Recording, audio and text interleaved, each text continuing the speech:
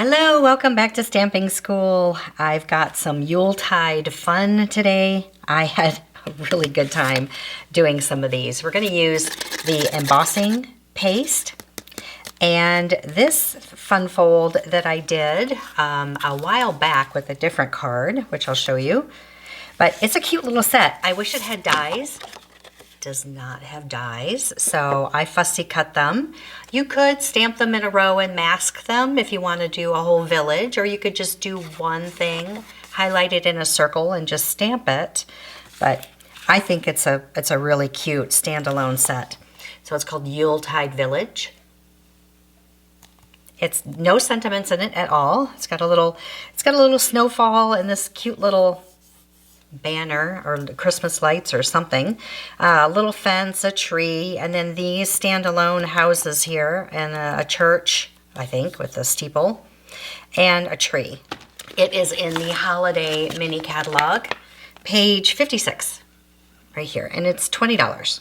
So it's got 9 photopolymer stamps for $20, so it's a pretty good value. So I'll show you 2 cards, and then I'll show you one that didn't work so well.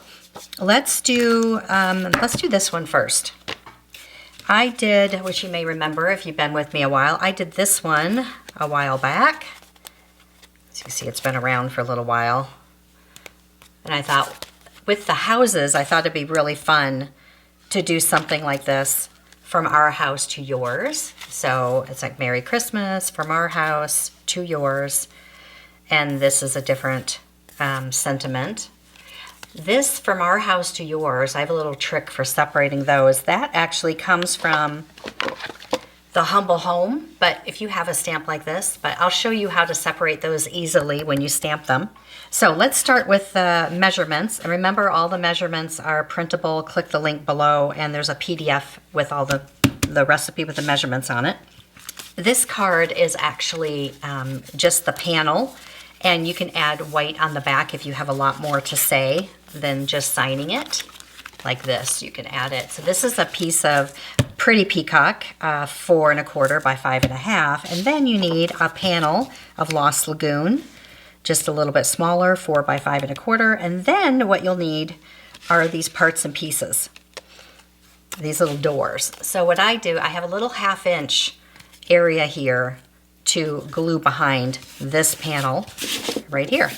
So you need, let me show you the 3 different sizes. And they could go in any order that you want. For what I needed, I wanted this tall house in the middle, but they could switch around. So I wanted my bigger piece in the center. Just depends what you're doing where. Those are how these go. But they are 1 1/2 by 4 1/2, 2 by 4 1/2, and 1 3/4 by 4 1/2, and you're scoring them a 1/2 inch on the ends. Now, this one will actually go this way when we put them on. So you're only going to put your adhesive on this little part here, this little 1/2 inch, and I like to use the tear tape for that. I want something a little stronger. Liquid glue is fine, it doesn't really matter, but oops, it's got to go on this side. So it's going to glue behind that paper, this layer right here. So I start with the bottom, but it doesn't really matter, but just make sure that it's even. Now, one thing you're going to find, if when you trim this panel to 4 inches and you tuck this around, there's a little bit, you want to take off a sliver possibly. See how there's just a little bit of a gap right there? It depends how picky you are. I'm not that picky about that part, so I'm okay if there's a little relief left on here. But you can go and shave off just a hair. I mean a hair. And this panel goes this way. And just make sure they're even. And this panel gets glued this way. And that's the right measurements, you know, just about to make it 5 1/4. Right there. And that's your basic bones of it. Does this drive you crazy? It doesn't drive me crazy, but use your bone folder on the edges where it creases, and it will help that a little bit, but I like it. Now, these panels right here are the ones we're going to decorate. This is that pretty, was it Winter Wonderland? There's kind of winter something. It's still current. It's very pretty. It's got blues on the back side, which I used to cut my panels down. And these panels are just a little bit of a layer, obviously, on the Lost Lagoon. And I need to make my snow. So I've got my skinny one, my fat one, and then the medium one here. And now the snow. So you want your snow to be the same width here, which is 3 3/4. And we're just gonna cut the snow. This one, I knew I wanted my greeting on this side. So it depends on where you want to put sentiments or whatever. It doesn't have to be sentiments. It can be just animals or anything, right? But literally, you just want to make your snow. Don't overthink it.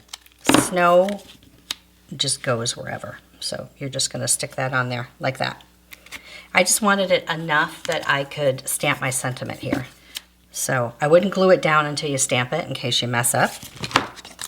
And on this one, nice big hill, and then come down. And I like the hills to go in different directions. So this one goes down, this one goes down, like this. And this one will just make a little rounded part here.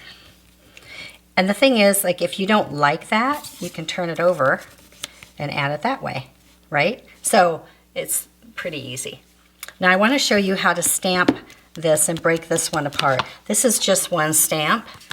Let's do from our house to yours.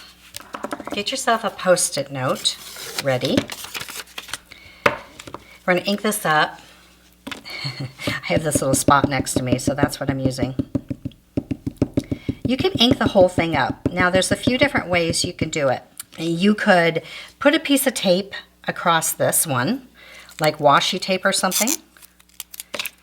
Like for instance, I could just cover up to yours like that, and then stamp it and make sure that you get your ink where you want it, like that little S is right there.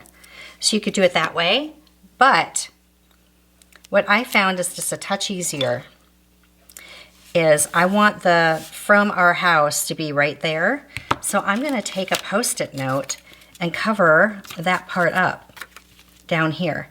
So rather than trying to cover the stamp, you're going to cover the paper. So I know that I just want it to say From Our House. That's even a little high. Let me bring it down just a touch. And you can see through the Post-it, you know, and so you can see where it's going to go. So the To Yours is going to stamp on the paper. Ta-da! To me, that's easier than trying to cover this or trying to only use a marker on part of it, or, you know, it works better. Now I can do the same thing on the To Yours. I can ink this whole thing back up again. Fresh Post-it note because we don't want anything to get on there. Cover up everything else that you don't want to be stamped. And we just want it to say To Yours right here. Well, you could practice first on scrap paper, but it really works well. To Yours.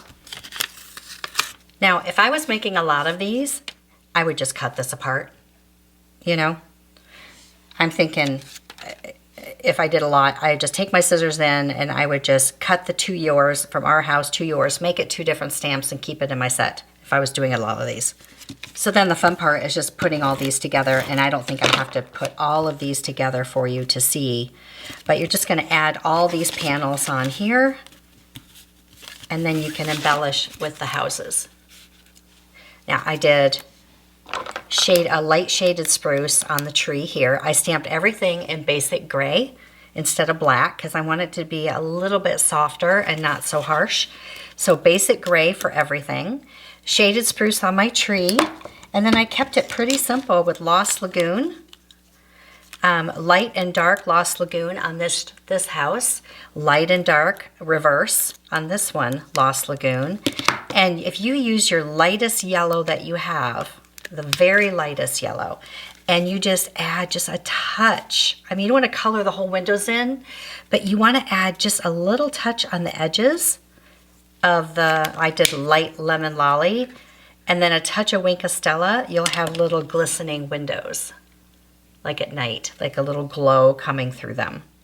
So, and the little Merry Christmas is also in the Humble Home. The punch is back ordered on this, but this stamp set's still around. And if you have it, there's a cute little Merry Christmas here. And then the From Our House to Yours. I like this one because even if you don't have the punch, I like thank you for coming, thank you for the sweet gift, you know, welcome home, the heart. I think it's a really cute set. It's kind of useful. So you're going to add all these bits and pieces on here. Because there's no, you could glitter this and all that if you wanted to, but I kept it really simple and just did some of the coloring. And then on the inside, let's do the next one. A little side note on coloring these, especially with the blends. I know a lot of you picked up the blends while they were on sale, and they're wonderful. Blends are different than markers because they are alcohol. So a regular marker can be a little streaky when you color. These blend together. So, but there's a little bit of a learning curve with blends. So for instance, like the light Lost Lagoon, I typically will color only with the bullet tip. Unless it's something really large, I like the bullet tip and it doesn't fray out like the large one can. But when you're coloring with it, remember that there is a spread. There's a little bit of, you want to stay away from your lines because it feathers out just a touch. It's the alcohol in it. And you can do scribbles, you can do anything you want because it is going to all blend together. And you're not going to see the streakiness, which is wonderful. So they are extremely useful. Now, when you're going around little areas, so for instance, let's say you want to get this teeny little window pane, you can dot your color in instead. I'll show you what that looks like. So for instance, now this is the dark lagoon. Use little dots first because like I said, there is a little spread in there. And when you have to do something tiny, you can dot in. That's also how we get good texture. So if you have an animal or something, you can add your dots and it sort of just creates this kind of mottled look. All right, I'll give you a close-up on this one. This is the embossing paste. Now I'll say you could do this same card with glitter paper, with white glitter paper. There is something artsy about the paste. It warps the card a little. People know you did something. The glitter does not shed at all. I mean, at all. It's in there. And it dries quickly. So let me show you some basics on this one. I started with that same winter paper for which you could probably just do part of it here. You wouldn't have to do the whole thing, but I like something to build upon. I'm going to do my snow again. So this is just a 4 by 5 1/4 piece of white, and I'm doing one big swoop here, one big swoop of snow here. Like that. And then this one back here. Nice big rounded snowbank for behind. Okay. And if you don't like it, you know, you can recut it. This one might be a touch high. I would encourage you to have all your houses cut and ready so you can kind of place them around so you know what you like. That looks pretty good right there. You want to make sure this church is going to fit if you're using the church. He's kind of tall. That's good. You just don't want any gaps, right? You don't want to see anything in between. So you have to work from the back layer first for the snow. So you want to make sure that this is all going to be covered. So I have an idea. Put that there. So that's about where my snow needs to go. I was so surprised how fast this stuff dries. This is the shimmery white. I think they have plain white also. Now, nothing's stopping you from going out to the garage and getting some spackle and doing the same thing with spackle and then adding glitter in it. You could take your spackle, add your glitter, mix it up, and do basically the same thing. I think this is just already ready to go and it's good, so, you know. It does dry very quickly. If you don't have one of these, I think we sell these too, you can use your bone folder. doesn't really matter. I like personally using my bone folder. Make sure that you have a wet towel or something to clean it off right away. You do not want it to dry on here. All right, so this is what we do. Just take a little bit of this and spread it like frosting a cake. It's super easy to do. You want to get right up to the edge. Make sure you're protected, your bottom layer, whatever you're stamping on is, it's okay for this to get on. Don't do it on grandma's kitchen table without protection underneath it. Go up to the edge, okay? And then I like to make it pretty like snow. So it kind of goes in one direction. And it can be fairly thin. I mean, I'm taking some back off. And I mean, it'll dry like within 10 minutes. Clean off your bone folder. Let me show you. Can you see all that texture? And see, it's wet, so it's going to be a little warpy. All right, that looks good. Now, this one, we're going to do the same thing. We're going to glue this down at the bottom. It's okay if you apply it over the wet. It's totally fine. And we're going to do the same thing, frost it. Now, there's a little trick for doing the houses. See, if you pick this up, it's even easier to frost. You can get right to the edges, and you want, right at the top there, you want it to be really defining. Let it be thicker up at that top groove right there, so they can see that the snow, that there's two hills. And then make all of your, you take off what you don't want. Make it a little, I mean, you can make it as thick as you want. It'll just take longer to dry. That's it. And when you have all of your houses ready, then that's fun. You can start your decorating. If you don't want to wait for it to dry, you don't have to, but I would say let it dry. The houses have glitter on the rooftops, and there's some snowy glitter on the trees. So you need a really fine little paintbrush, and you can pick this up with a paintbrush and color in, kind of dab it on like that. If you make a mistake, it's still wet, you can pick it up. And you're just dabbing it on all of the roof lines here. Any place you see the roof line. Now for the trees, what I found to work the best, and again, make sure you clean your brush quickly. I found what worked the best is the end of the paintbrush or a stylus or something. You could do a stylus to paint. You want to get a little bit on the edge like that and just dot it. So you're just dotting on your snow. And it just gives you that little snowy texture on the trees. Then I added those little snowflakes on here and a sentiment. I love this card. Obviously, you're going to give this to somebody really special. I'll post the recipe with all of the colors on here. This one I did copper, and I did the gray granite duo here with a pecan pie door. This one I did Pool Party in Lost Lagoon with a cherry door. And this one I did Crumb Cake with a light navy door and shutters. And Shaded Spruce for my trees.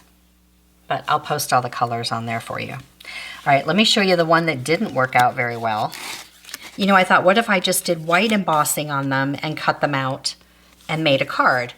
So at first glance, it doesn't look bad, but what happened was I cut them out and added them here and embossed them. And then I thought, oh no, there's no snow on the roof. Like, it looks really funny. So if you can imagine, like, everything else is snowy, unless you live in a southern state where there's no snow, you could make this grass, but it needed snow on it. And then I thought, well, I don't want to make it glittery, so I want to do white embossing powder on it, and that's where things went wrong. If you can see, like, my windows are kind of all hazy because they look great, nice and crisp like these did. But then I added Versamark. I painted Versamark refill all over the rooftops and then heated them again and with the white powder, and it looked great, but I overheated my windows. So once you heat this a couple times, it starts to disappear. So if you're going to do that, what you want to do is paint with your Versamark on here and then do under embossing. So you want to make sure that you're embossing from the bottom so this doesn't go away. So it's a little precarious. If you're doing the glitter or you're doing the embossing paste on them and make it more glittery, it works out better. So this one, although I like the layout of it, it got a little too heated and not good. Thanks for sticking with me on this one. Go make one. We'll see you next time. See it, learn it, stamp it.